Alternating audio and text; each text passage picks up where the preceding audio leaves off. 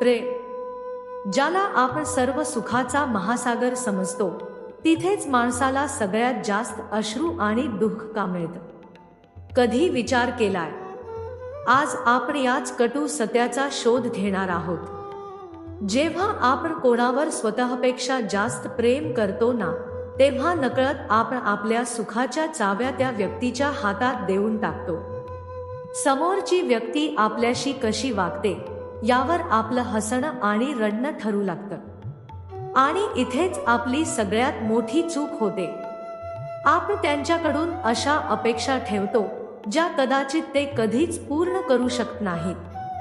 अपेक्षा वाढल्या की वेदना ठरलेलीच असते। दुसरं कारण म्हणजे आपण प्रेमात इतके आंधळे होतो की समोरच्या व्यक्तीला देव मानून बसतो, पण विसरतो की ती सुद्धा एक हाडामासाची माणसूच आहे।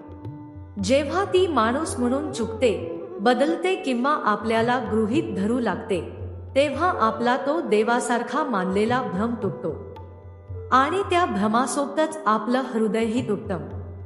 पण एक गोष्ट कायम लक्षात ठेवा, प्रेमात मिळालेलं दुःख हे तुम्हाला उद्ध्वस्त करण्यासाठी नाही, तर तुम्हाला मजबूत करण्यासाठी येतं। ते तुम्हाला शिकवतं की जगात स्वतःपेक्षा जास्त कोणावरही अवलंबून राहू नका। जे प्रेम तुम्ही जगाला वाटत आधारे शोधत आहात, ते आधी स्वतःला द्यायला शिका। कारण जो स्वतःवर मनापासून प्रेम करतो, त्याला जगातील कोणच दुःख कधीच हरवू शकत नाही।